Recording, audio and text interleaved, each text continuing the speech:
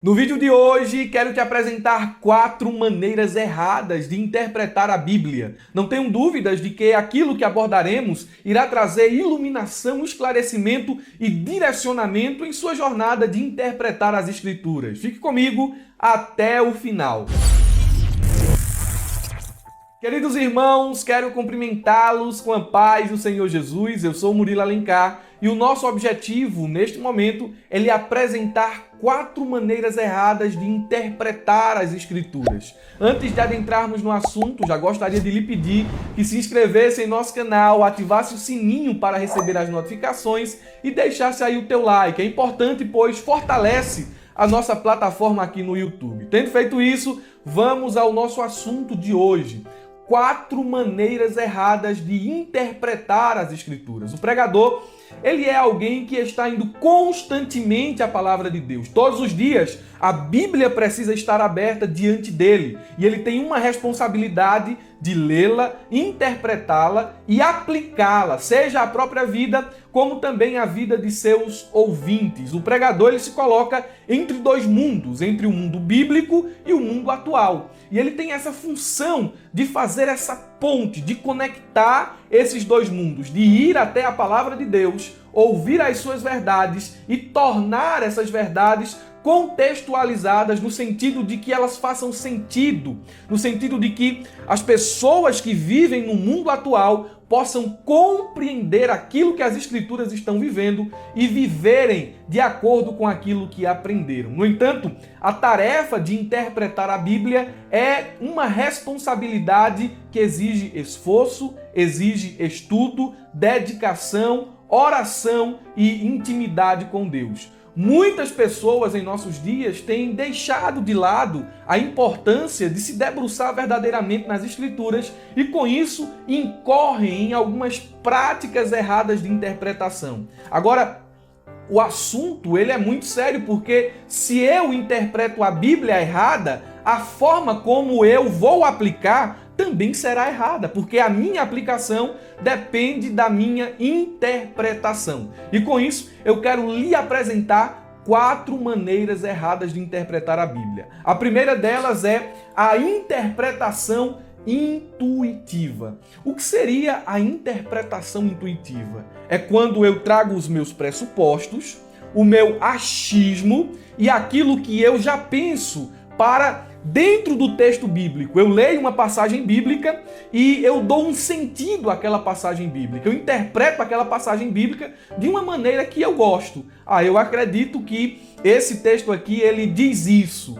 E conforme essa minha interpretação intuitiva, eu faço as aplicações que eu bem quiser. E é uma maneira, ou é a primeira maneira errada de interpretar a Bíblia. Essa maneira é muito perigosa e ela é preferida por aqueles que são relaxados no estudo bíblico.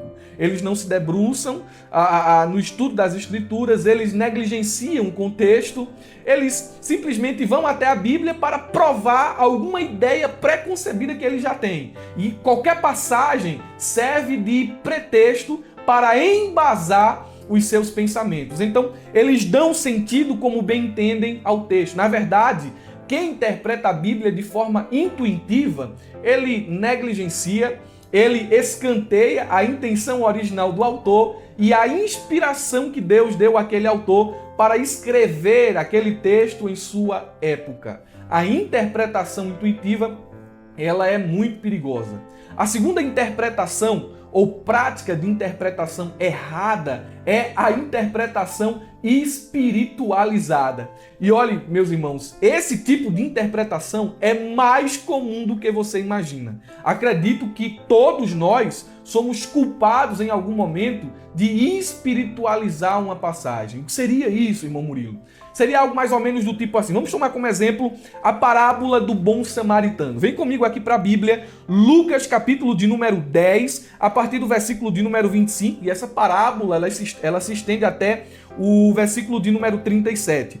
Dentro da parábola do bom samaritano, sobretudo aqui no versículo de número 21, Jesus ele começa a falar que um viajante ele descia de Jerusalém para Jericó e alguém já vai começar a dizer assim, tá vendo? Ó, esse descer aqui diz respeito a um declínio espiritual. Ele estava descendo de Jerusalém para Jericó. Jerusalém, a cidade do Deus Altíssimo. Jericó, cidade amaldiçoada. E esse tipo de interpretação, lógico, também negligencia o contexto. O que foi que originou essa parábola? Esse tipo de interpretação também negligencia o gênero literário.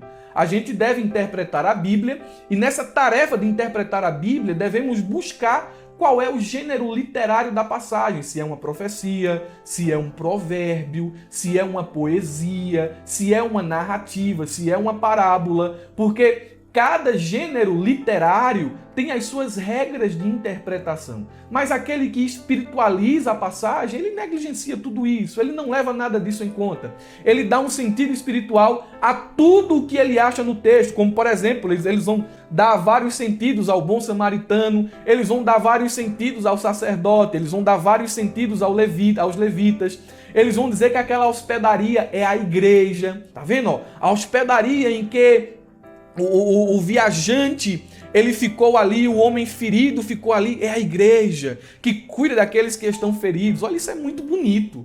Tá vendo ali, eles dizem que o valor que o bom samaritano deixou ao dono da hospedaria são a ceia e ao batismo, são as ordenanças do Senhor. E com isso dão um sentido totalmente espiritual a cada detalhe do texto. É bonito? É empolgante? É, mas sabe qual é o problema desse tipo de interpretação espiritualizada? Lógico que há uma diferença entre tipologia bíblica e essa prática errada de interpretação espiritualizada. É que dentro dessa prática errada, tudo pode significar qualquer coisa. Eu posso pegar qualquer texto da Bíblia aqui, seja o texto que for, e dar um sentido espiritual a ele. Trazer um sentido espiritual para o texto. E às vezes o sentido ali do texto está tão claro, a intenção está tão clara, mas eu preciso dar um sentido espiritual. É com isso aqui que surgem aquelas pregações do tipo, as talhas, as 10 talhas, a talha de não sei o quê, a talha de não sei o quê, os 7 mergulhos de Naamã. Esse mergulho é o mergulho da humilhação, esse mergulho é o mergulho disso aqui. Espiritualizam detalhes do texto. E isso é perigoso, meus irmãos, porque alguém com uma imaginação muito fértil, ele pode pregar em qualquer passagem da Bíblia e dar sentido, o sentido que ele bem entender aquela passagem, espiritualizar. E há muitas pessoas que se impressionam com esse tipo de pregação. Elas dizem assim, nossa, eu nunca ouvi alguém falar nesse texto aqui da maneira que ele está falando. Olha que interpretação diferente, essa interpretação é única, é personalizada. Mas há um problema. Um texto nunca pode significar aquilo que antes ele nunca significou. Quem interpreta a Bíblia corriqueiramente de forma espiritualizada, constantemente está dando novos sentidos à palavra de Deus. Sentidos esses que a Bíblia não teve a intenção de revelar. O Espírito Santo não inspirou o autor para que ele revelasse isso desta maneira. Amém? Espero que os irmãos estejam me entendendo o problema da prática de interpretação espiritualizada. É a segunda prática errada de interpretação. Quando nós adotamos um método de interpretação histórico-gramatical, nós evitamos esses tipos de erros, porque nós deixamos o texto falar. Analisamos o contexto, o que foi que originou aquela situação, o que estava acontecendo naquele momento, os assuntos que os autores ali, os personagens envolvidos na passagem estão discutindo. Nós damos importância ao gênero literário, se é uma profecia, se é uma poesia. Eu não posso interpretar uma poesia da mesma maneira que interpreto uma profecia. Eu não posso interpretar um provérbio da mesma maneira que eu interpreto uma parábola. A diferença. E com isso, dentro dessas diferenças literárias, nós, quando interpretamos corretamente, chegamos à intenção do autor, que é a nossa tarefa como intérpretes da Bíblia. Não é trazer algo nosso para a Bíblia, mas é extrair aquilo que está de fato no texto. O terceiro tipo de interpretação equivocada é justamente a interpretação descontextualizada. E sabe qual é o problema desse tipo de interpretação? É que o intérprete, ele isola um texto de toda uma passagem para provar, para estabelecer uma doutrina. Há aquele ditado bem conhecido que diz que o texto fora de contexto é pretexto para a heresia. É muito fácil isolar um texto da Bíblia e provar um pensamento meu errado. Quando eu extraio, tiro uma passagem de seu contexto, eu posso provar qualquer coisa. Eu posso dizer que a Bíblia não é inspirada, eu posso dizer que a Bíblia não é a palavra de Deus, eu posso provar, eu posso dizer que o adultério é uma coisa boa, eu posso dizer que o pecado é uma coisa lícita, eu posso provar qualquer coisa quando eu isolo um texto de seu contexto. E olhe, todo tipo de interpretação que já citei aqui, seja a intuitiva, a espiritualizada e a descontextualizada, elas negligenciam a intenção do autor. Isso é um problema, irmão, sem tamanho. Já pensou se sua esposa diz assim: fulano, venha lavar a louça, me ajude aqui a lavar a louça? Qual é a intenção dela? É que você vai ajudá-la naquele momento. Só que eu não posso ouvir essas palavras e fazer algo assim do tipo: ela mandou eu lavar a louça? Ah, eu estou entendendo o que ela quer. Ela quer que eu vá descansar. Ela quer que eu me deite aqui e tire um cochilo de 1 hora. Por que eu não posso fazer isso? Porque eu estou ferindo a intenção com a qual ela proferiu essas palavras. Ela diz uma coisa e eu dei um sentido àquilo que ela disse, como eu gostaria que fosse aquilo que ela dissesse.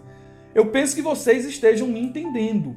Eu não posso ferir a intenção do autor. Quem escreveu a Bíblia, quem inspirou a Bíblia, tem uma intenção. O texto tem um sentido. O quarto tipo de interpretação ou prática de interpretação errada, e essa daqui é clássica, é a interpretação hipercontextualizada. Isso é um problema muito grave, ou um problema que a maioria daqueles que começam a estudar a palavra de Deus incorrem. Pessoas que quando começam a estudar, leem um livro, leem outro livro, aí às vezes descem tão fundo no poço que chegam na lama. Ao invés de virem para a fonte, ou virem para a nascente, eles vão buscar em poço, em cisterna. O que é que você está querendo dizer com isso, irmão Murilo? Às vezes o estudante da Bíblia, ele vai tanto em livros, vai tanto em contexto histórico, cultural, tanto em tradição, ele hipercontextualiza o texto que acaba descaracterizando o próprio texto.